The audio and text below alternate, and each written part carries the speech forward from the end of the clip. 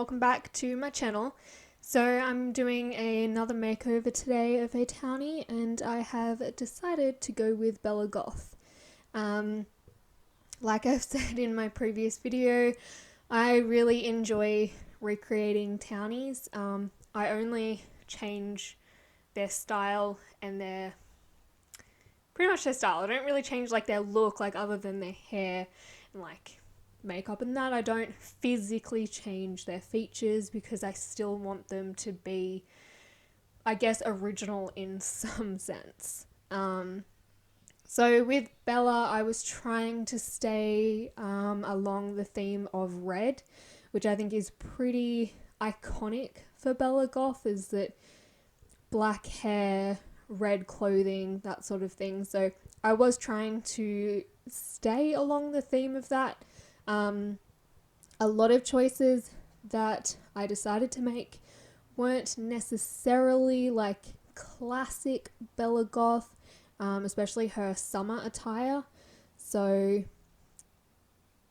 you know, take it as what it is, I guess. That's just what I decided to go with because I felt like it looked good, and at the end of the day, it's the changes that I wanted to make to my game. So I am super happy with the outcome of this remake, redress, recreation, whatever.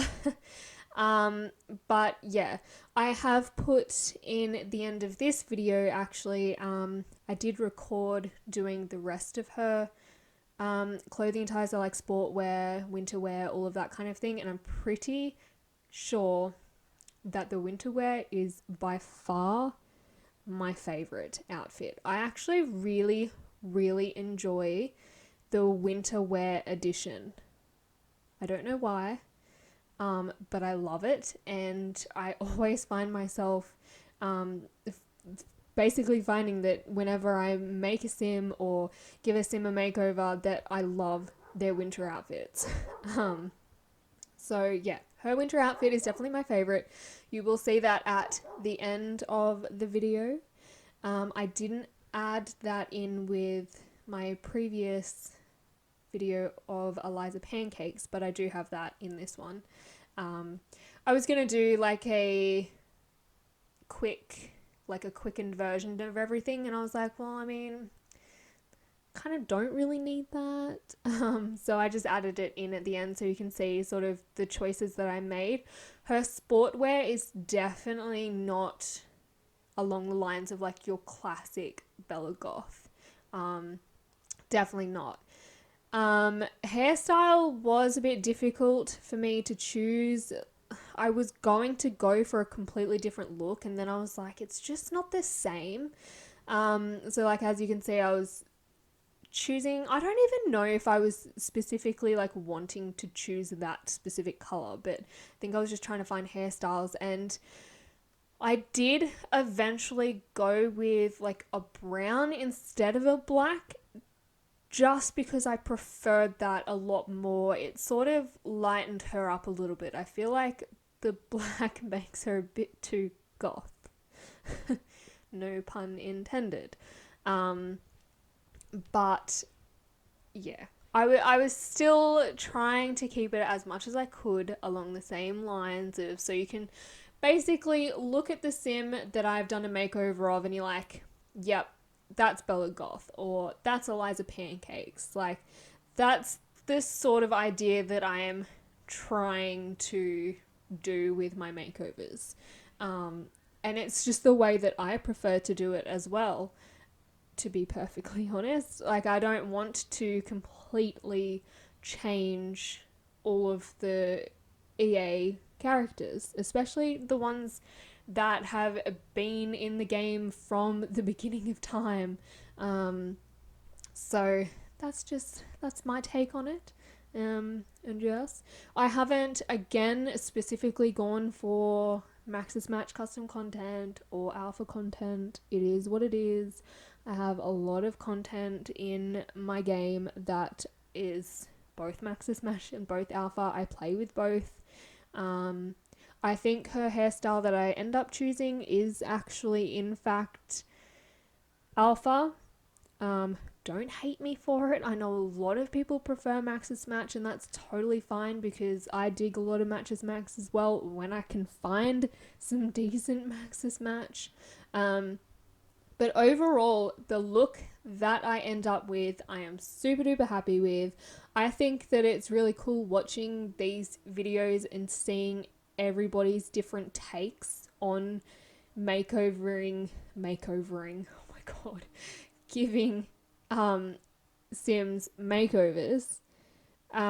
Because everyone has their own take on it, and it's super super interesting. And I've seen a bunch pop up on like a bunch of social media, and you know, the other day I saw somebody doing another version of Eliza Pancakes, and I was like, oh my god, that absolutely thrashes my recreation or my makeover of Eliza Pancakes. I was slightly jealous.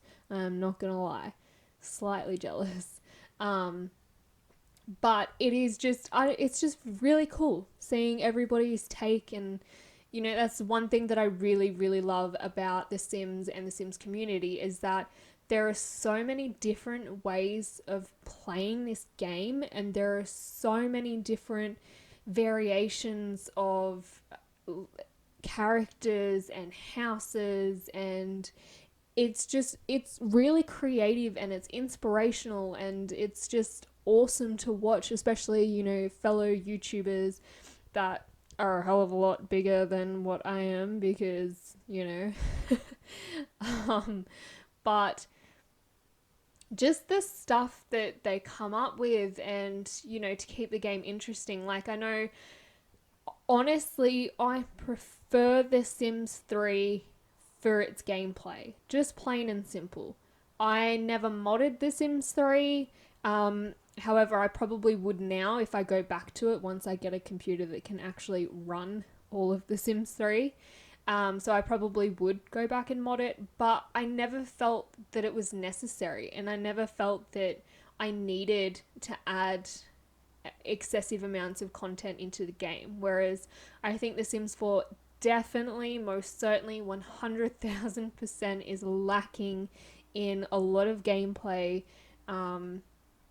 I mean, that's just my personal opinion. There are a lot of people that love playing The Sims 4 and have gone cold turkey, which is totally awesome, totally great. If you play like that, kudos to you.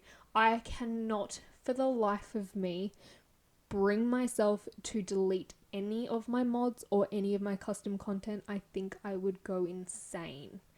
Not to mention the fact how much easier it is to add custom content into The Sims 4. Like, drag and drop it into your mods folder. It is so damn simple, and it is addictive. That is like tattoos. Going custom content shopping is so incredibly addictive, and it is taking up some space on my computer, I will tell you that. But I thoroughly enjoy it. Especially the mods. Like, I could not, under any circumstances, ever get rid of MC Command Center. Because without it, there is literally no story progression at all. None. Nada. And it drives me crazy. And the minute I got onto modding and custom content downloading, and I found MC Command Center, I was like, hold up. Somebody has actually gone to the effort and created this, and it is just, it's flawless. Like, seriously, MC Command, if you don't play with MC Command Center, I seriously highly recommend that you download it right this second and put it into your game, and I guarantee you will never look back. As infuriating as it is having to update your mods every bloody 5 seconds, it is still so worth it, because without it, it's just, I think the gameplay is just not as great as The Sims 3, for example. A lot of people love The Sims 2. I kind of actually skimmed over The Sims 2. So I was like, had like every single game for The Sims 1, and I actually still have them. I got them off my mother like a few months ago. I finally, after all these years of being out of home, it's been like 6 years or something ridiculous.